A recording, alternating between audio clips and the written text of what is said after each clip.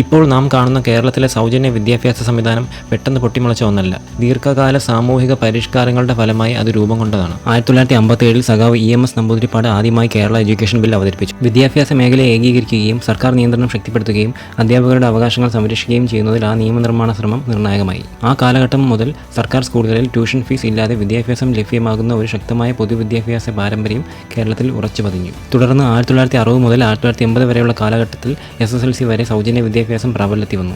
വിദ്യാഭ്യാസം ഒരു പ്രത്യേക വർഗത്തിൻ്റെയോ സമ്പന്നരുടെയോ ആധിപത്യമല്ല, സമൂഹത്തിലെ ഓരോ കുട്ടികളുടെയും അവകാശമാണെന്ന ബോധം ഈ ഘട്ടത്തിൽ കൂടുതൽ ഉറപ്പിച്ചു. 1990 സഖാവ് EK നായനാരുടെ നേതൃത്വത്തിൽ +2 ഹയർ സെക്കൻഡറി ഫ്രീ എഡ്യൂക്കേഷൻ സംവിധാനം നിലവിൽ വന്നു.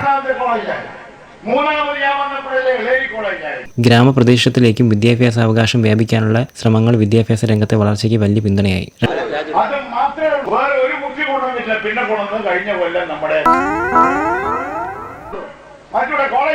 2000 മുമ്പുള്ള കാലഘട്ടത്തിൽ പ്രത്യേകിച്ച് EMS നമ്പൂതിരിപ്പാടിൻ്റെയും EK നായനാറിൻ്റെയും ഭരണകാലങ്ങളിൽ കേരളത്തിലെ വിദ്യാഭ്യാസ രംഗം ഗുണപരമായും വ്യാപകമായും വളർന്നു എന്നത് ചരിത്ര സത്യമാണ്. വിദ്യാഭ്യാസം സാമൂഹിക പുരോഗതിയുടെ അടിത്തറയാണെന്ന ആശയം നയപരമായ തീരുമാനങ്ങളിലൂടെ അവർ ശക്തിപ്പെടുത്തി. ഈ ഒരൊറ്റ ഗ്രാഫ് മാത്രം നോക്കിയാൽ മനസ്സിലാവും മറ്റ് സംസ്ഥാനങ്ങളുമായി താരതമ്യം ചെയ്യുമ്പോൾ കേരളത്തിൻ്റെ സാക്ഷരത എങ്ങനെ അതിനെ വ്യത്യസ്തമാക്കുന്നുവെന്ന്. 1957 കേരള എഡ്യൂക്കേഷൻ ബിൽ പ്രഖ്യാപിക്കപ്പെട്ട സമയത്ത് കേരളത്തിൻ്റെ സാക്ഷരതാ നിരക്ക് വെറും 47% 1951 മുതൽ 1957 വരെ ആ നിരക്കിൽ കാര്യമായ മാറ്റമുണ്ടായിരുന്നില്ല എന്ന കാര്യം പ്രത്യേകം ശ്രദ്ധിക്കേണ്ടതാണ്. 2016 LDF സർക്കാർ ആർട്സ് ആൻഡ് സയൻസ് കോളേജുകളിൽ സാമ്പത്തികമായി പിന്നോക്ക വിഭാഗത്തിലുള്ള വിദ്യാർത്ഥികൾക്ക് സൗജന്യ വിദ്യാഭ്യാസം നടപ്പാക്കി.